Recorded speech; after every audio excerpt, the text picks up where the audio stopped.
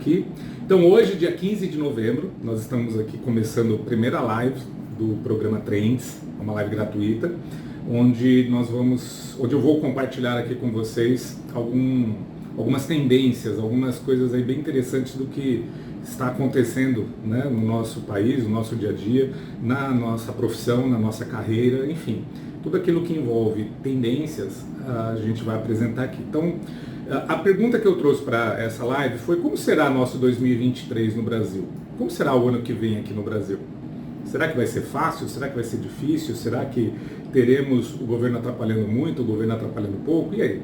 Não é uma live política, tá? Mas não tem como a gente negar hoje a influência e a dependência em algumas ações que a gente precisa fazer da política, né? Então, ainda que pensamos, será que temos ainda um grande problema no Brasil? O que fazer em 2023, nós profissionais, nós empreendedores no Brasil? Pois bem, a gente vai conversar um pouco sobre isso. Então, o tema de hoje, eu vou trazer só como base, que é, na verdade, uma forma de embasar o que vem depois, o que isso tem a ver com o nosso 2023, aí, que se inicia daqui a um mês e pouquinho. Proclamação da República, hoje é o dia da Proclamação da República, e posso dizer que pouca coisa mudou, né, de 2022, ou melhor, de 1889 a 2022, né? A República nós temos aí 133 anos, né? O que estava acontecendo em 1889? Eu trouxe aqui para vocês um paralelo do que está acontecendo hoje, comparando ao que estava acontecendo, ou o que aconteceu em 1889. Em 1889, os Estados Unidos ultrapassou a China, né, e tornou-se a primeira economia do mundo. Antes, só a Índia tinha conseguido esse feito. Os Estados Unidos, uma colônia recente, um país que estava ali, né, acelerando a sua democracia, que estava ali avançando, pela primeira vez em 1889, ele ultrapassou a economia da China, se tornou maior em economia do que a China. Sigmund Freud, também estava testando a sua teoria, né? Enfim, a sua forma de atender pacientes por meio da hipnose.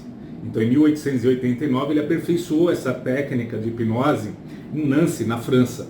Pô, mas o que tem a ver a psicologia com política? Pois bem, vocês vão perceber isso no final, tá? No final aqui a gente vai conversar de uma forma muito direta sobre isso.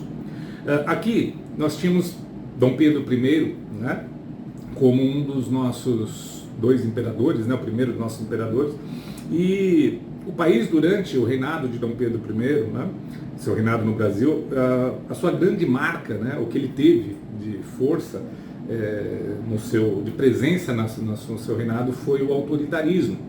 Mas, espera lá, autoritarismo, né, durante o seu reinado sobre o Brasil, a sua grande marca foi o autoritarismo, e por esse motivo, veja bem, sua relação com as elites do Brasil desgastou-se ao ponto de Dom Pedro renunciar ao trono em 1831. Dá uma olhada aqui na foto do Dom Pedro. Verifica aqui a imagem do Dom Pedro. Essa pessoa, essa figura, né, essa imagem é uma das imagens mais reais que eu encontrei sobre Dom Pedro, demonstra, através de uma análise rápida corporal, que ele realmente era uma pessoa imperativa, era uma pessoa realmente com uma capacidade de liderança muito grande, não era pouco, era muito grande. Aqui também, se eu tiver algum analista aqui acompanhando esse vídeo, acompanhando esse material, vai perceber aqui na análise corporal que a gente pode fazer sobre ele, que ele era uma pessoa muito inteligente, que ele era uma pessoa autoritária, sim, ou melhor, comandante, ele tinha o seu ímpeto de liderança, muito comandante, pouco emocional, movido basicamente pela razão, e uma pessoa, preliminarmente aqui numa análise bem básica, realmente uma pessoa que estava no lugar certo como comandante aí da nossa nação. E só que, em contrapartida, por esse ímpeto de liderança, por essa inteligência profunda que ele tinha aqui, estou falando isso com base em análise corporal, análise da imagem dele aqui. Então, com base nisso, dá para saber que ele era uma pessoa que ele tentava ser o mais justo possível, e com isso ele acabou criando aí alguns conflitos, né, com algumas elites do Brasil. Então, vamos lá, vamos desenrolar essa história. Pedro II, muito cedo, se tornou imperador por causa da renúncia de Dom Pedro I.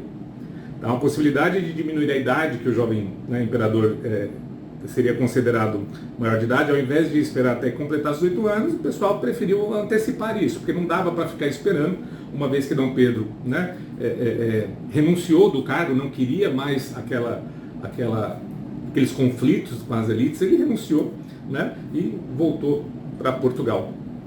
Voltou lá para, digamos, considerar, né, ou para garantir, né, que o trono ficasse com a sua filha.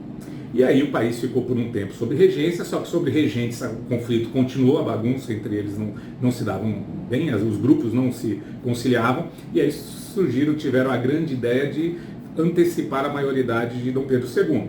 Então, acredita que aqueles que auxiliaram, né, que auxiliassem Dom Pedro II, teriam aí uma capacidade muito grande de influenciar. E uma vez que pudessem influenciar Dom Pedro II, ainda um jovem, talvez os seus propósitos seriam mais facilmente alcançados, né? E isso aconteceu, Dom Pedro não teve como negar e de forma, né, ainda que forçada, acabou aceitando ali, concordando com a antecipação da sua maioridade, assumindo então assim o império, assumindo assim o Brasil, né? Aí a gente analisando aqui Dom Pedro, a gente percebe uma pessoa também muito inteligente, uma pessoa não tão autoritária quanto o seu pai, uma pessoa de mais análise, né, com mais capacidade de análise, ou seja, uma pessoa mais branda, ainda inteligente, ainda muito imaginativo e com uma característica diferente do seu pai. Dom Pedro II, pela análise aqui dessa imagem dele, dá para dizer que é uma pessoa muito competitiva. Então, mais do que Dom Pedro I, Pedro II foi um imperador mais competitivo, um imperador menos autoritário e muito inteligente. Não é à toa que uma das maiores reclamações de Dom Pedro I foi a perda da guerra, né, na bacia Cisplatina, se não me engano. E no caso aqui o Dom Pedro II, ele teve outros méritos, né, diferentes do seu pai. Ele ganhou, na verdade, algumas batalhas bem importantes.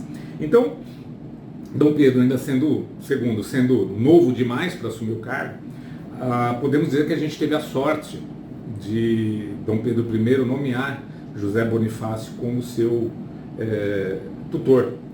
E se a gente analisar aqui essa imagem aqui do Bonifácio, dá para perceber aqui, repito, se tiver aqui os analistas do inconsciente, os psicólogos que sabem ler corpos, né, sabem ler formatos, né, sabem a análise do inconsciente através do formato do corpo, dos olhos, da boca e tudo mais, vai concordar comigo que José Bonifácio era uma pessoa muito culta, realmente muito inteligente, talvez mais perspicaz, né, intelectualmente do que os dois imperadores, e uma pessoa muito pacata, que tinha uma grande dificuldade em conviver em ambientes que o hostilizassem.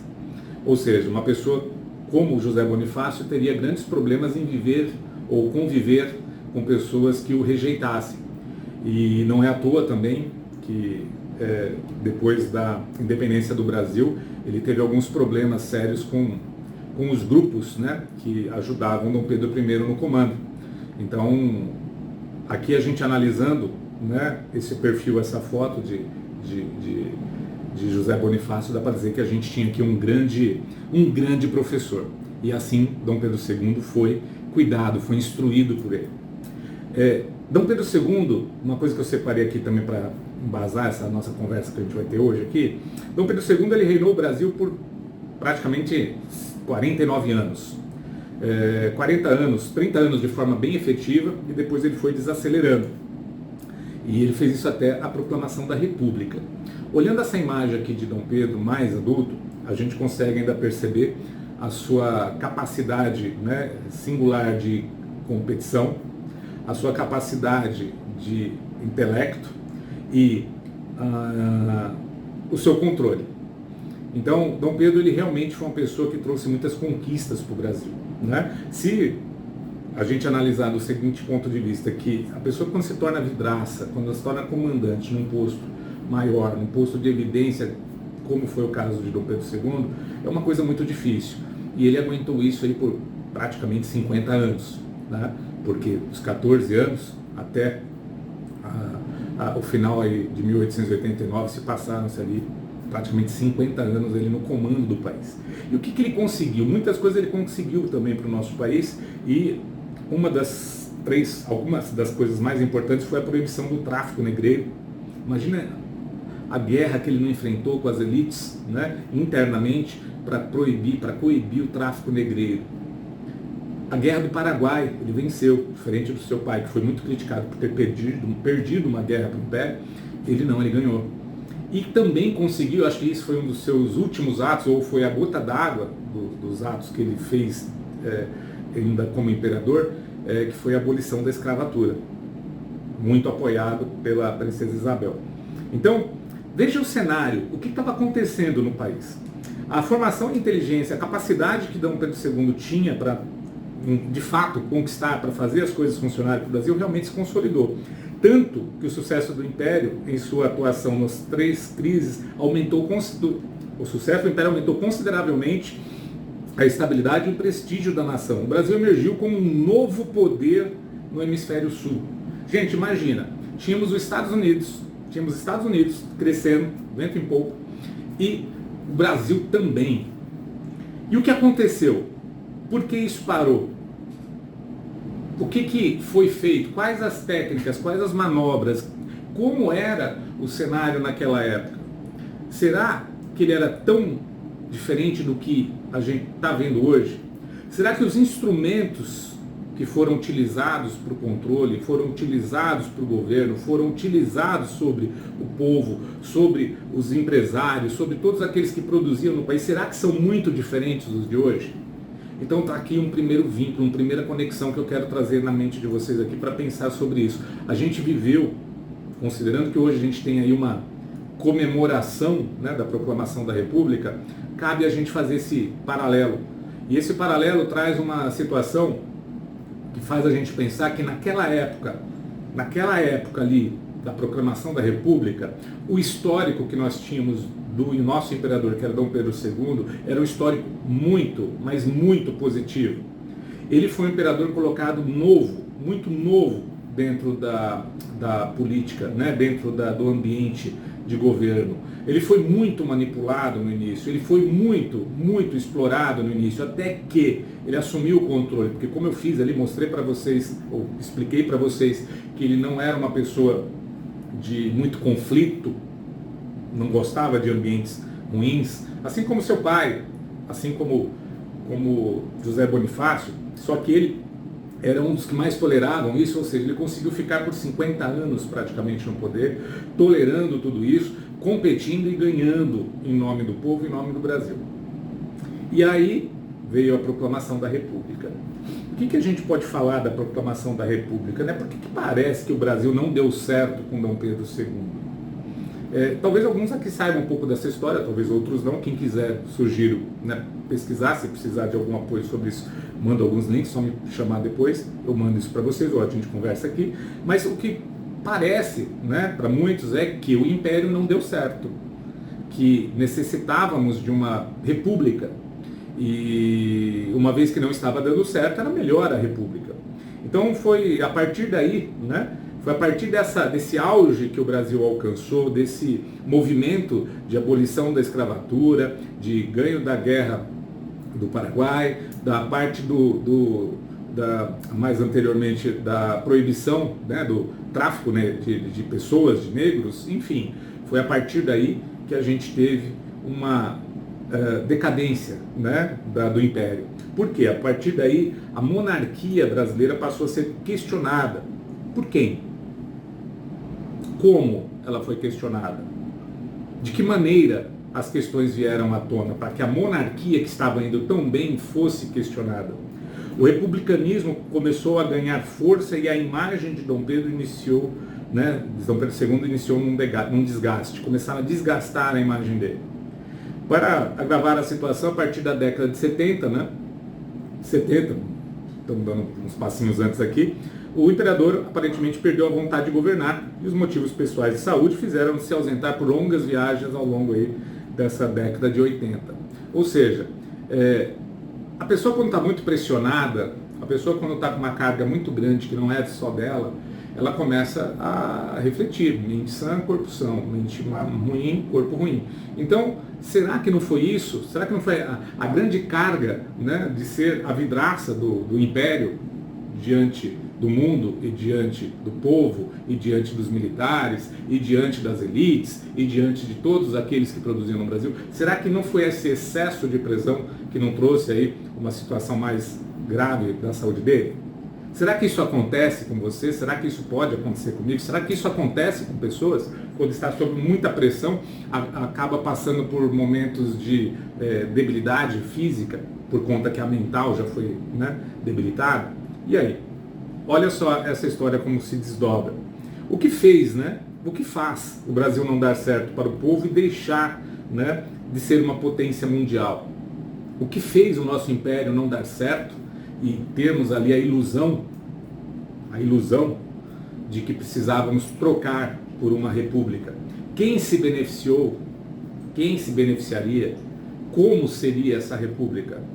Quem quiser se aprofundar um pouco mais nesse momento em específico da história, a minha sugestão é que assista, mesmo que critique, mesmo que não goste, mas a tendência é gostar.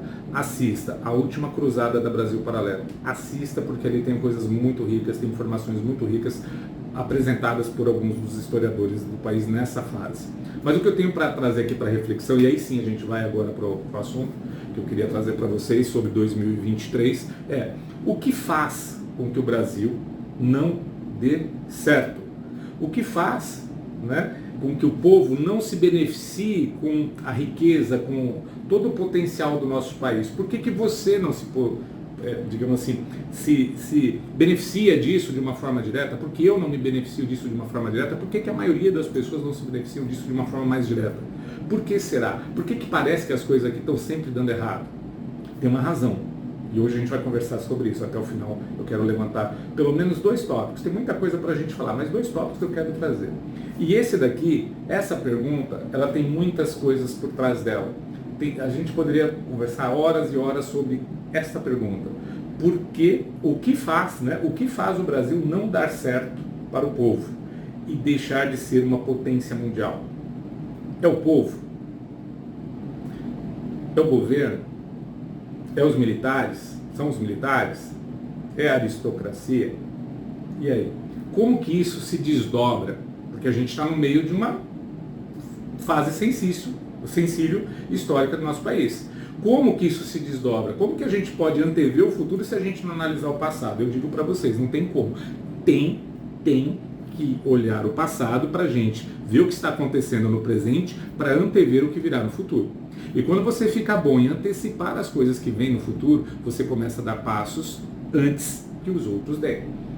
Sobre essa questão, esse cenário atual, eu já tinha calculado ele, previsto ele o ano passado.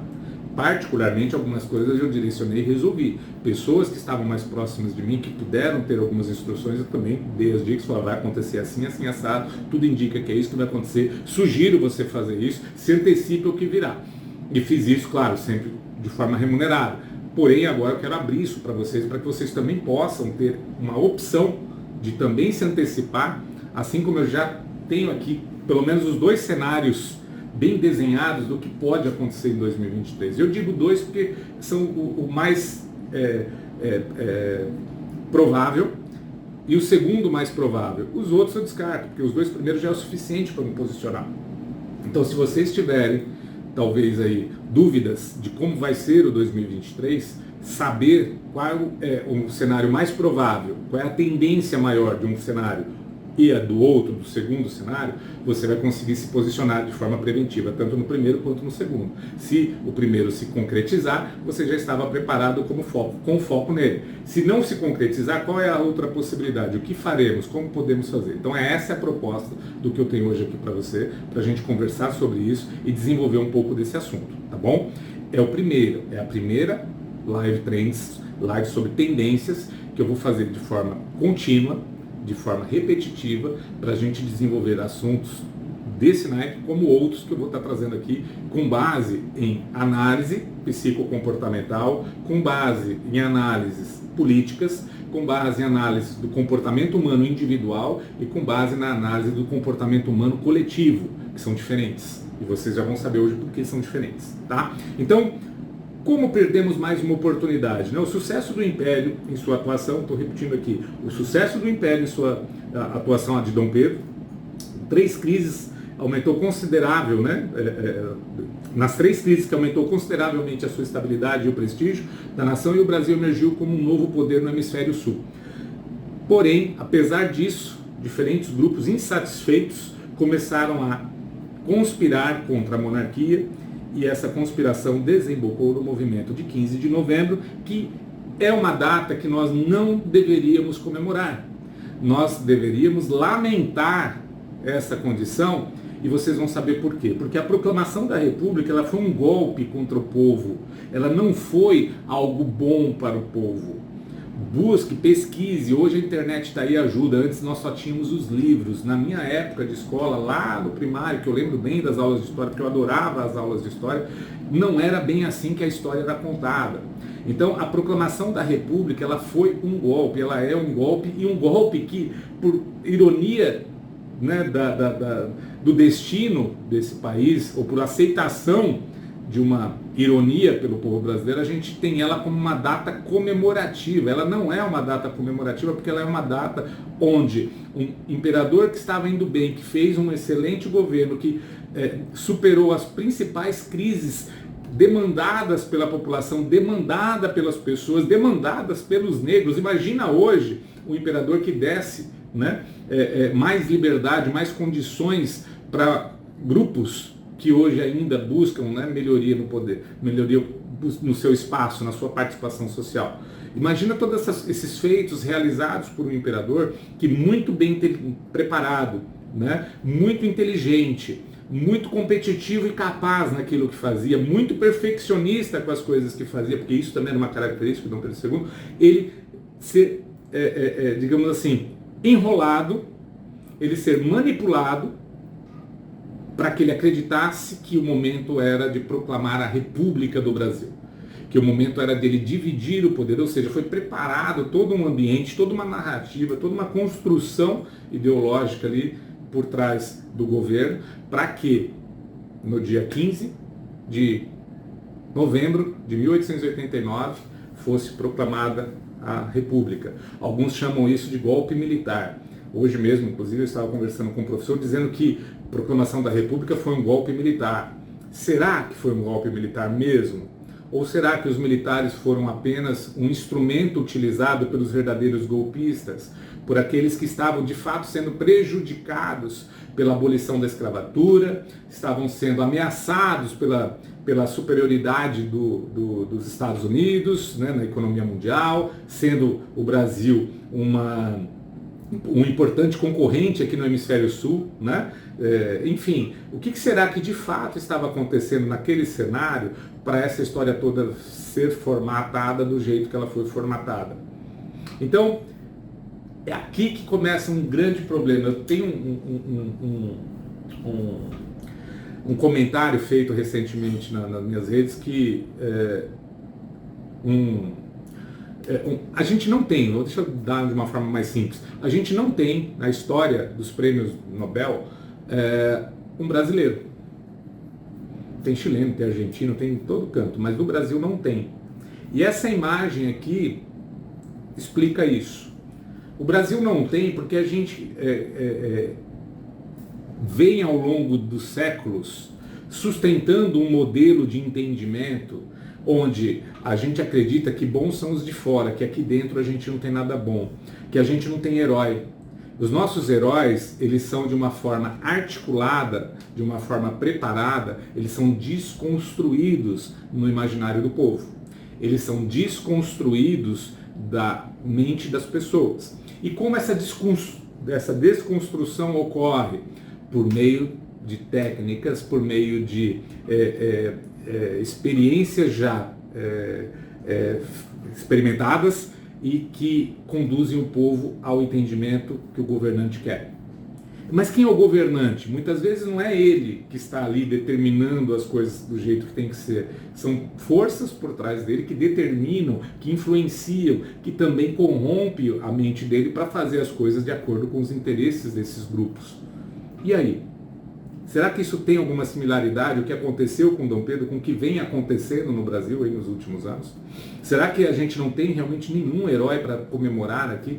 Será que Dom Pedro realmente ele foi um herói que foi desconstruído, né, no imaginário do povo? Como ele foi desconstruído? É fácil. Hoje é fácil falar, antes ninguém percebia isso. Hoje é fácil explicar como isso acontece.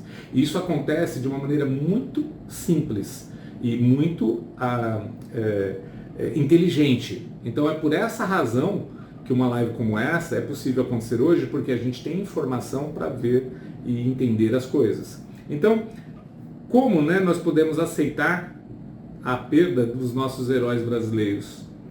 Qual foi o legado de Dom Pedro II para o povo do Brasil? Será que ele foi um imperador ruim mesmo? Será que a monarquia, né, será que o império, enfim, era realmente algo que deveria ter acabado? Não estou dizendo aqui que a gente tem que voltar, mas eu tenho que dizer para vocês o que trocamos pela monarquia, ou melhor, quem nós trocamos por Dom Pedro II. Dom Pedro II, ele foi no dia seguinte da proclamação da República, ele foi colocado para fora do país, ele foi mandado embora do país. Ele morreu pobre, ele morreu na França, ele morreu em condições assim deploráveis, sendo alguém que dedicou 50 anos da sua vida para cuidar do povo do Brasil. E como que o povo permitiu isso? Como que o povo, as pessoas, os brasileiros daquela época concordaram com isso? Como que essas pessoas foram enroladas, foram manipuladas, foram direcionadas, foram submetidas, né, a um entendimento de que fizeram a melhor escolha e que Dom Pedro não deveria fazer parte mais do nosso país e tinha que ir embora, que nem para Portugal ele foi para a França. Como que isso acontece? Como que essas coisas acontecem? Alguns de vocês já têm algumas noções, beleza, mas como que você vai fazer e se proteger? Né? O que você vai fazer e como você vai se proteger em 2023, sabendo que isso existe? Você sabe? Ter uma ideia do que é a coisa é um negócio. Agora, você saber como você se protege da manipulação coletiva, da manipulação de ideias, da manipulação individual, inclusive. Se você não sabe como as coisas acontecem e operam sobre a sua mente, você vai ficar à mercê de quem sabe. Ou você é presa ou você é predador. Ou você vai ser submetido àqueles que sabem manipular, ou você vai se defender disso. Então, se você não quer ser presa, porque não é o seu perfil, tudo bem, mas seja então. Se você não quer ser predador, você quer ser presa, então seja uma presa que saiba se defender. Se você quer ser predador, então use isso de uma forma positiva, porque vai ter presas ali já ligeiras no que você está fazendo e outros predadores analisando as coisas ruins se você usar o conhecimento de forma ruim. Então hoje a gente tem o conhecimento muito disponível para poder avançar as nossas conquistas, avançar, né, na nossa vida, conquistando aquilo que mais importante é do que tudo, a saúde, e conquistando uma liberdade para viver bem, para ter as pessoas bem do nosso lado. Mas vamos lá. Aqui a gente teve essa situação. Dom Pedro, para vocês terem uma ideia, quem não sabe, né? Dom Pedro ele foi enterrado junto com uma terra, uma caixa, acho que era uma caixa de terra, com as terras de todas as províncias brasileiras. Isso foi um pedido que ele teve. Será que essa pessoa, será que ele realmente foi um mau imperador para o Brasil? Por que trataram ele dessa forma? Por que mandaram ele tão longe do povo? Por que fizeram com que ele ficasse num exílio, né, longe do país para isso tudo? Está aqui. Aqui hoje, em 2022, a gente está começando a viver umas coisas meio esquisitas. E está deixando de valorizar coisas que foram bem feitas em prol de coisas que não tem um pingo de cabimento de aceitação. Mas o povo está aceitando. A maioria, acredito que não. Mas uma grande parte está aceitando. E está aceitando porque os mesmos artifícios empregados naquela época, em 1889, que hoje nós comemoramos, né? Ou melhor, nós lembramos que depois de 133 anos o que aconteceu, podemos hoje debater um pouco disso. Então imagina você né? Se pudesse fazer um comparativo mais detalhado, soubesse as técnicas que aplicaram lá no povo e que estão hoje, evidentemente, sendo aplicadas sobre todos nós, novamente, com alguns requintes, né, de aprimoramento, mas ainda assim estamos todos sob a tentativa desse tipo de manipulação. Como a gente resolve isso? Como que a gente pode ver isso? Então vamos lá, vamos avançar um pouquinho. O que isso tem a ver com o que eu quero, o que você quer, o que nós queremos para 2023? Vou falar. Primeira coisa que você tem que pensar aqui. A sua mente, você que está me ouvindo, você tem uma mente mais racional ou uma mente mais emocional? Você entende as coisas com base nas suas emoções ou com base no raciocínio lógico, nas razões lógicas? Como você funciona? Esse é o primeiro passo para você começar a aprender a se defender desse tipo de manipulação. E nos dois níveis, tanto no nível individual quanto no nível coletivo. Porque se defender da manipulação, do controle, né, mental, do controle de pensamentos, das coisas de forma individual, é uma forma que você faz isso. Para você se defender diante de um coletivo, fazendo parte de um coletivo, é de outra forma. Então eu vou mostrar hoje para vocês um pouco sobre isso, tá? Então, primeira pergunta que você tem que pensar para saber como reagir às coisas que estão acontecendo e que ainda vão acontecer, né, até o ano que vem. Você é uma pessoa mais emocional? A sua mente, a sua primeira reação é racional ou é emocional? Você é mais sensível emocionalmente ou você é mais sensível racionalmente? Esse é um primeiro passo que você tem que saber responder. Porque se você não souber responder isso, significa que você não deu atenção para isso. E se você não deu atenção para isso, você é uma presa fácil para quem sabe dominar tanto os racionais quanto os emocionais. Percebeu? Então vamos lá. Sua mente é racional ou emocional? Se a sua mente for uma mente racional, a base da argumentação que te convence é a lógica. Qualquer pessoa que dominar o controle psicológico das pessoas, seja individualmente ou racionalmente, se souber que você é uma pessoa, ou se já prevê que existem pessoas que têm uma mente mais lógica, então o argumento para te convencer é a lógica. Então se eu te mostrar alguma coisa que faz sentido para você, você vai falar, pô, se eu tenho uma mente mais lógica, se fez sentido, se há uma lógica por trás de uma argumentação, ok, você abraça a ideia. Se você não é uma pessoa lógica, racional, aí o que te convence é outra coisa. Eu vou te mostrar o que é. O que te convence, se você é uma pessoa com uma mente mais emocional, são os sentimentos. Ou seja, a mente, quando ela é emocional, ela apenas sente. Então, nada é mais convincente para uma pessoa que tem uma mente emocional do que os sentimentos. E as pessoas que têm uma mente mais emocional, elas sofrem mais quando elas observam pessoas sofrendo.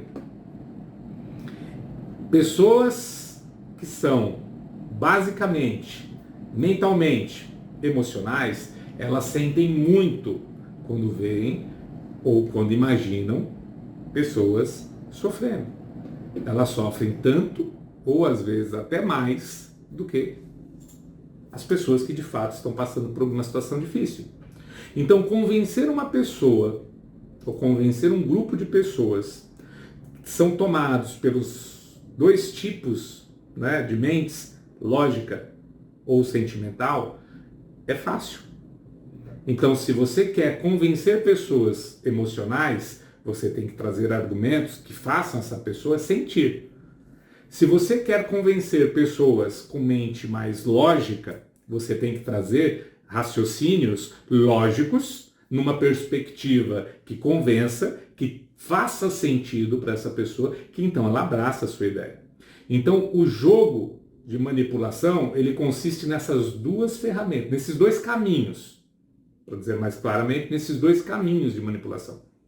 Mas como você pode saber se uma pessoa é racional ou se ela é emocional? Até então, posso dizer que até há 5, 6 anos atrás, isso era impossível de saber, né, de uma forma tão prática como hoje é possível. E hoje é possível a gente analisar. Eu não fiz ali análise de 3 pessoas, José Bonifácio, Dom Pedro I e Dom Pedro II, uma análise superficial, confesso para vocês, uma análise que ainda tem alguns ajustes ali, que precisaria de mais informações para ser mais precisa. Mas é possível, e eu posso testar isso com vocês hoje aqui, se vocês quiserem, como é possível a gente analisar o temperamento das pessoas observando só a pessoa. Antes isso não era possível. Então, como que eles faziam? Eles faziam por expectativas, por estatísticas. Então, eles iam soltar informações que convencessem mais os racionais e informações que convencessem melhor os emocionais. Com esses 2 grupos de informações, criavam-se as narrativas por meio das mídias, até então jornais, depois revistas, depois rádio, depois TV, depois computadores, internet, redes sociais e por aí nós nos encontramos hoje. Então as mídias, quem realmente é profissional em mídia, analisa como ele vai alcançar as pessoas, como vai convencer as pessoas. E até então, tecnologia do passado, diga-se de passagem que em 1889 essa tecnologia já existia muito bem empregada, era possível conduzir o pensamento das pessoas para onde se quisesse, desde que fosse empregada a comunicação adequada. Para os emocionais, argumentos de sensações, de sentimentos, e para os racionais, os argumentos lógicos. Com esses 2 argumentos bem construídos, com o propósito de convencer pessoas emocionais e pessoas racionais, era possível fazer o governo de qualquer povo. Só que isso aprimorou. Antes eles não sabiam enxergar as pessoas. Hoje é possível enxergar uma pessoa e saber se você gosta mais de uma palavra mais dócil, né? Um tom de voz mais ameno, mais aveludado, se eu vou te chocar mais falando de alguma história, de alguma coisa mais triste, ou se não. Se de repente nada disso vai funcionar para você, o que vai funcionar é um argumento mais lógico, uma coisa mais prática, objetiva e rápida. E aí, será que isso é um instrumento importante para que nós não sejamos dominados por quem tem esse tipo de conhecimento?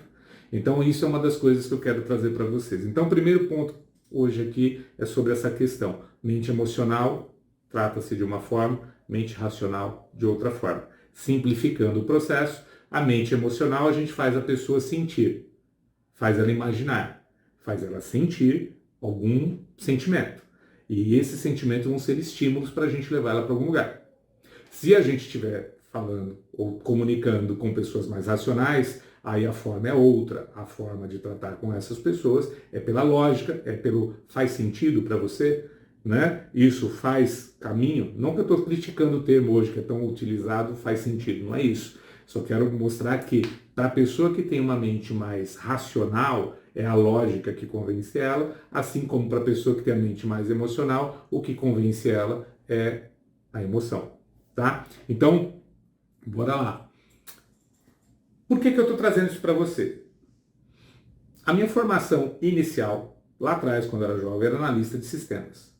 Analista de sistemas fazia o quê? Usava o seu entendimento, ou aprimorava o seu entendimento de análise sobre sistemas complexos, seja em que área fosse, e transformava essa análise em meios mais ágeis e práticos de soluções, com o uso da tecnologia.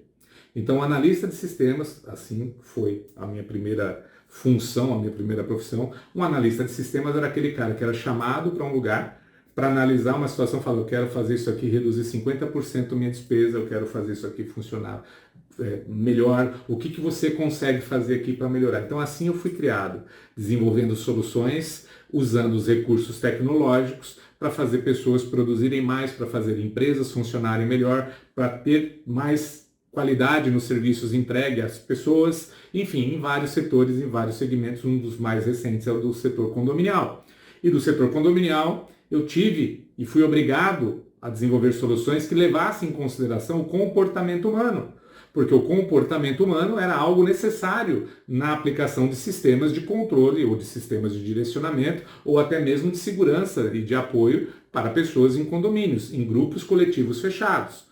Então, me aprimorando nisso, crescendo nesse sentido, aí veio, né, o estímulo de entender mais sobre gestão pública. E aí foi uma faculdade, foi os cursos de especializações e tudo mais, aprendendo, né, como funciona o governo, como se governa pessoas. Não só como se representa pessoas no condomínio, que é a vida na sindicatura, que é a vida na administração de condomínios, mas como se governa pessoas. Então aí fui me aprimorar e daí veio vários cursos, incluindo sobre liderança política, que foi um dos cursos mais reveladores que eu tive nos últimos anos.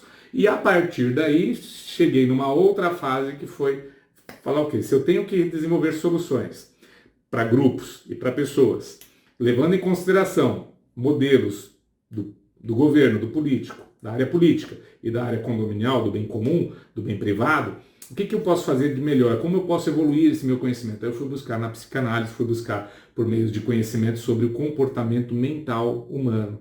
Então, nada poderia ser melhor, não teria uma peça mais bem encaixada para mim do que aquela que me possibilitou trazer o entendimento ou ter o entendimento de como a mente das pessoas funciona, sem ter que precisar perguntar nada para ela, bastando observar a pessoa, fazendo uma análise detalhada sobre o formato dessas pessoas, a gente consegue saber bastante coisa mesmo que ela não conte para a gente. Então, olhar uma foto de Dom Pedro, olhar uma foto de Dom Pedro II, olhar uma foto de Zé Bonifácio ou qualquer outra, hoje é possível a gente saber como essas pessoas de fato funcionaram, como de fato elas funcionavam melhor. E quando elas não funcionavam, por que elas não funcionaram? Não preciso dos livros de história para ficar contando, talvez, algumas mentiras para nos convencer. Então a gente vê se o fato narrado numa história condiz com o fato físico e mental gravado na própria pessoa, na imagem da própria pessoa.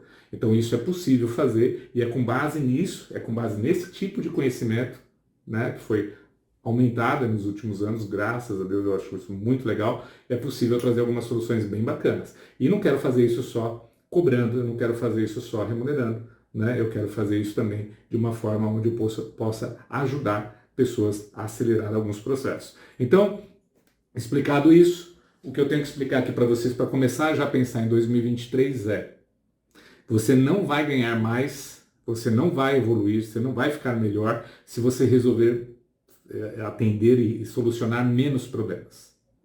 Você só vai melhorar, você só vai ganhar mais se você aprender a resolver mais problemas.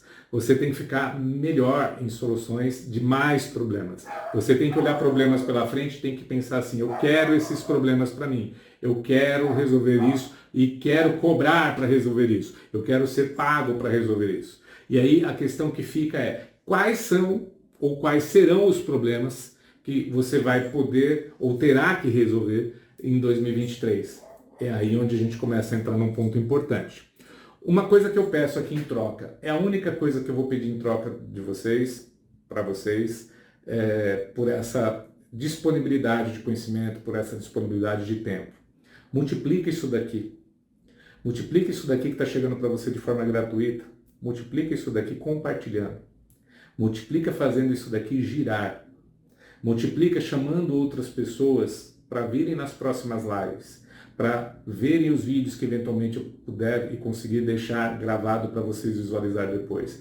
Faça isso com as pessoas que você gosta. Faça isso com as pessoas que não te ouvem porque você é santo de casa, porque você é santa de casa e não faz milagre. Mostre isso para as pessoas, para que as pessoas abram a sua mente, abram os horizontes, destravem algumas coisas importantes.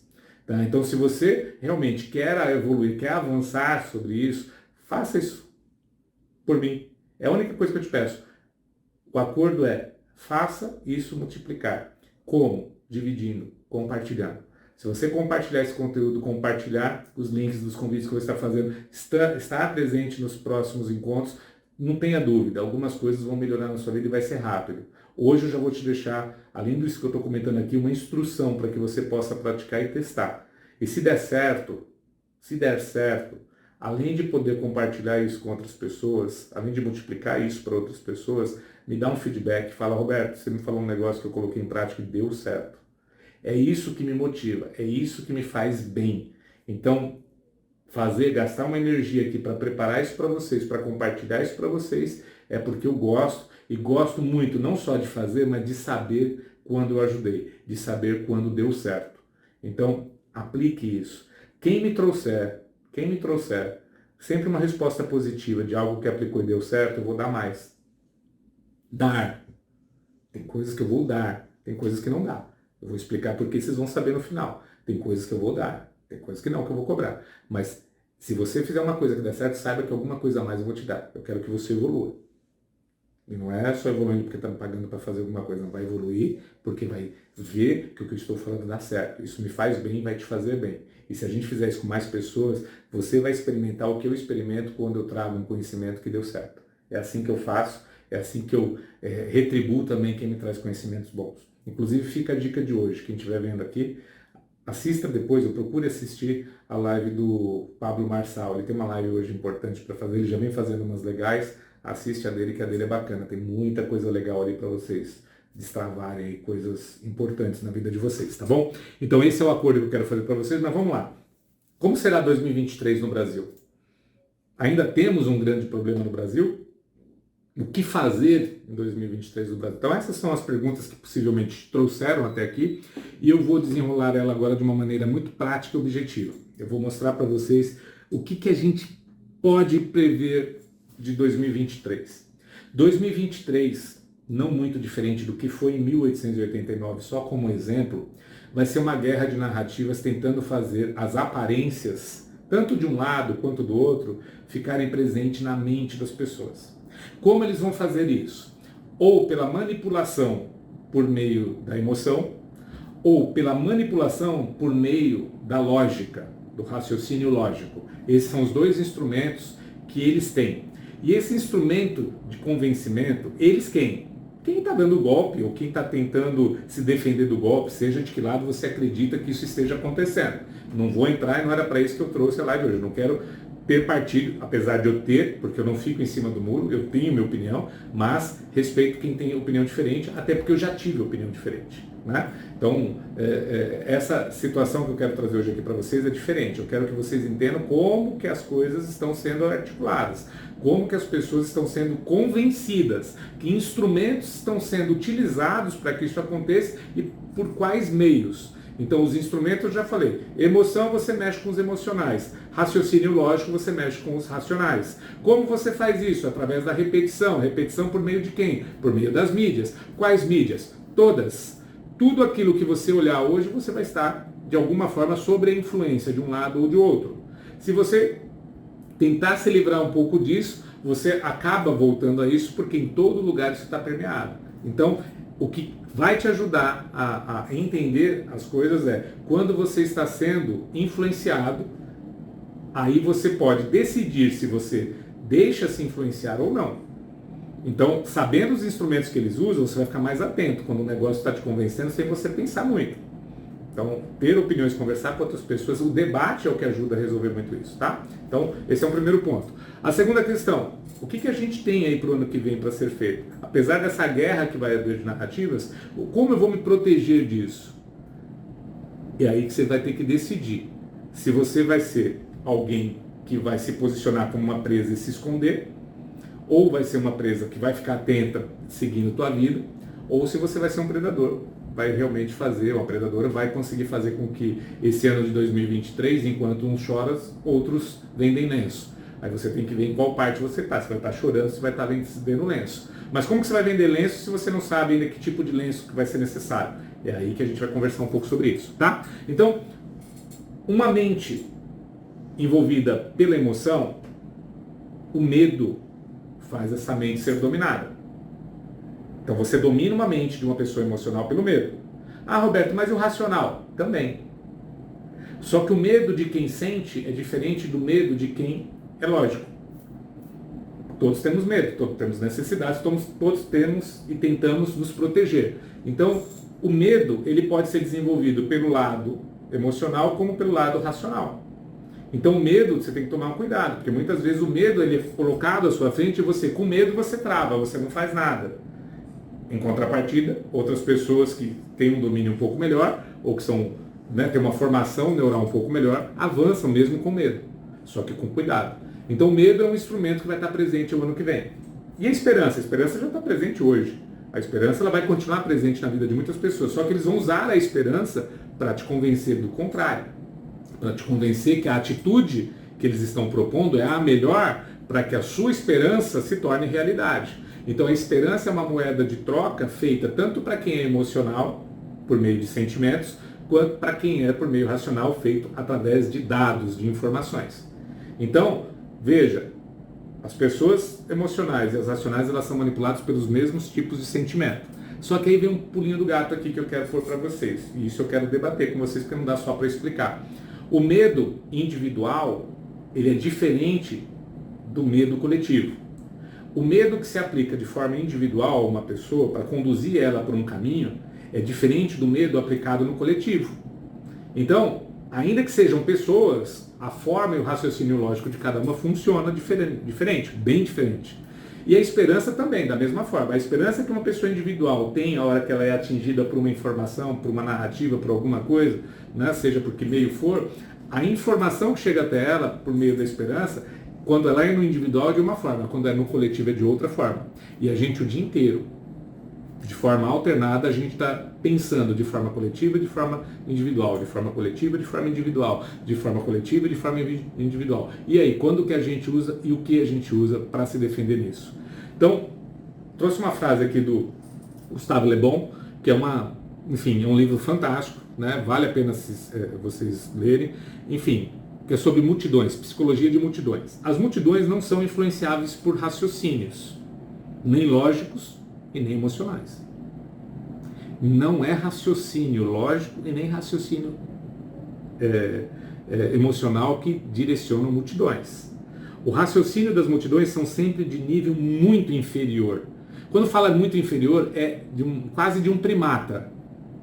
Então não cabe raciocínio quando você está lidando com questões de multidão.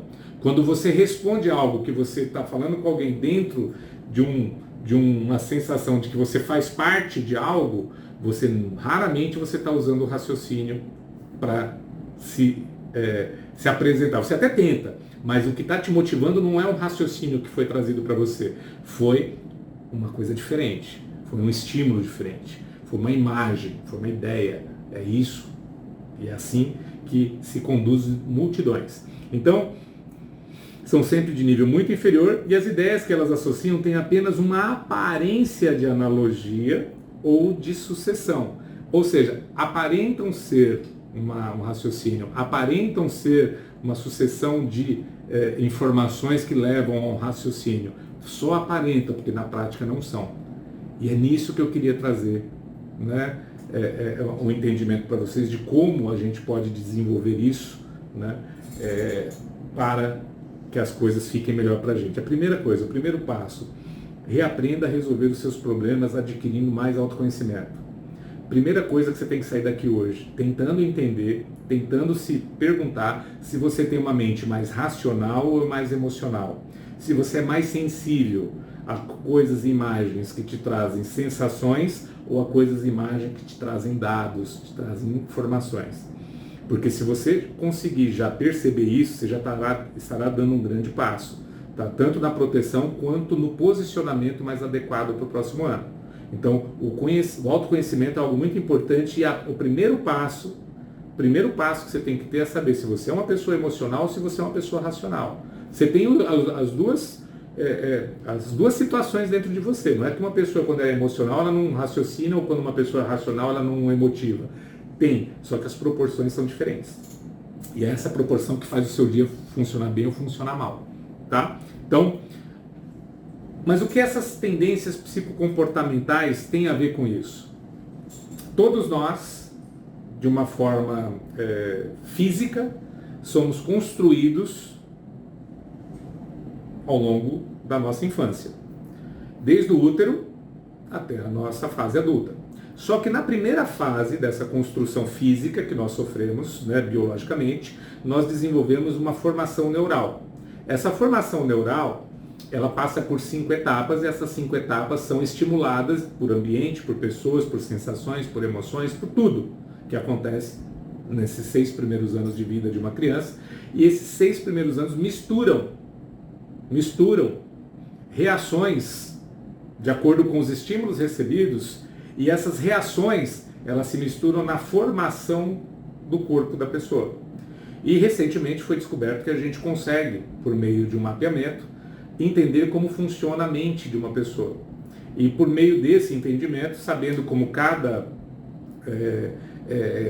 energia, né, misturada reage, você consegue estimular mais ou menos qualquer pessoa. Então, se você quiser envolver emocionalmente uma pessoa que é emocional, é fácil, basta você olhar para ela, você vai saber como fazer isso. Se você for olhar uma pessoa mais racional, fala assim, fácil, eu estou, né, simplificando, mas se você tiver um mapa dela, você consegue saber como ela funciona melhor, como ela reage melhor a certos estímulos. E quando você sabe como você funciona dessa forma, então as tendências psicocomportamentais, elas são construídas dentro dessa formação neural que ocorre nos primeiros 6 anos de vida. É lá que nós temos as combinações individuais, porque essas combinações variam, aproximadamente são 3.600 variações, são 3.600 possibilidades de variações que tornam cada ser humano único. Ou seja, é possível dizer que a cada 3.600 pessoas a gente pode encontrar uma pessoa que tem o mesmo perfil comportamental de um fulano ou de um ciclano. Então, essas combinações é o que determinam como cada um funciona na sua vida, no seu dia a dia, nas relações com pessoas, nas relações com os ambientes e na sua própria mente. Então, saber essas tendências psicocomportamentais ajuda a controlar, ajuda a se controlar e ajuda a se defender do controle. Então, é importante se aprofundar nisso. E o que eu pretendo trazer nos próximos encontros é justamente isso, uma possibilidade importante, ainda que gratuita, de uma forma mais periódica, que você desenvolva isso. Então, guarde isso. Durante toda a sua vida você recebeu instruções para resolver um grupo limitado de problemas, mas não todos. E esses grupos limitados que você recebeu instruções para resolver, esse grupo de soluções, né, de aprendizados que você recebeu, foi normalmente direcionado a uma formação familiar ou uma formação profissional. Mas isso, como você funciona melhor resolvendo problemas. É nesse ponto que vale a pena o autoconhecimento, e se tomar por base esse modelo que eu consegui, né, estruturar, não só para mim, mas para as pessoas que eu dou aula, e poderei também fazer isso para você, com base na análise de sistemas. Ou seja, vamos analisar sistemas complexos, nos localizar, né, onde a gente se insere dentro de cada um desses sistemas, e aí a gente vai saber qual é a nossa posição e o que a gente tem que desempenhar. Mas antes de escolher essa posição, a gente tem que saber o que é para a gente adequado e o que seria adaptável. Porque um dos grandes problemas que as pessoas têm é a adaptação. Então você ficar fazendo adaptação, você se adaptar por necessidades de terceiros é um grande problema. Então, isso que eu queria trazer para vocês. Essa minha especialização mais recente vai ser desenvolvida com essa e com outras lives, vai ser mais contínuo isso. E eu quero que vocês realmente evoluam no seu autoconhecimento. A dica que eu posso dar aqui, e aí a gente abre um debate para isso, né, a gente pode sair daqui desenvolvendo esse debate, reaprenda a resolver os seus problemas, levando em consideração as suas tendências psicocomportamentais. Então esse é o primeiro passo. Segundo passo, vou deixar esse de brinde aqui para a gente, né, iniciar um debate sobre isso, existem 4 tipos de problema no mundo. No seu mundo, no meu mundo, existem 4 tipos de problema. Só eles. Nenhum outro tipo. Esses 4 tipos, se você souber como sequenciar eles para resolver, você vai andar muito mais rápido. Você vai conseguir construir coisas de uma forma tão acelerada que você fala, nossa, eu estou evoluindo 10 anos em um. Então, entenda que tem 4 tipos. Eu vou falar ele para você. O primeiro tipo de problema é aqueles que nós podemos chamar de meus problemas. Problema meu é só meu. Então esse é um tipo de problema que eu tenho que priorizar. Qual é ele na fila? Normalmente ele é o número 1. O segundo tipo de problema são os problemas comigo, ou seja, problemas que existem e que me envolvem nele. Me envolve de que maneira? Porque eu sou parte do problema, mas também tem mais alguém ou tem mais pessoas envolvidas nele. Então são problemas comigo, não são meus, mas são divididos com mais alguém. E temos um terceiro tipo, que são os problemas sobre mim. Os problemas sobre mim não são problemas que você necessariamente está nele, mas que criaram ou que ele passou a existir e que faz referência a você. Então esse é um problema sobre você. Esse é um problema sobre mim. Então esse é o terceiro tipo de problema. E existe o quarto tipo de problema. O quarto tipo de problema é o problema dos outros. O problema dos outros é dos outros, não é seu. Só que quando a gente vive numa sociedade onde nós dependemos dos outros, então às vezes os problemas dos outros também são nossos. Então essa é uma primeira análise que você tem que ter nesse quarto tipo de problema. Problemas dos outros, se eu estou envolto numa sociedade, num grupo, também pode ser em algum momento meu, então é melhor eu dar uma atenção para isso. E existem os problemas dos outros que não estão ligados a uma sociedade que você está inserido, mas estão ligados a pessoas, simplesmente a pessoas. E aí você tem, né, a necessidade de deixar esse problema para os outros, porque eles não vão te atingir. Só que em alguns momentos da nossa vida a gente talvez precise não, eu estou sendo exagerado, você precise, tem momentos da nossa vida que nós precisamos resolver problemas dos outros. Quando?